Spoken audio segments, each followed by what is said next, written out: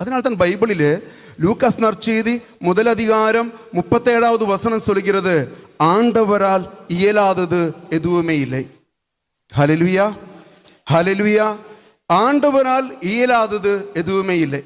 ஆனால் கஷ்டகாலத்துக்கு மக்களுக்கு கடவுள் முன்னாடி தன்னந்தனியாக அமருவதற்கு, அதிசயங்கள் எதிர்பார்ப்பதற்கு மனப்பக்குவம் இல்லை.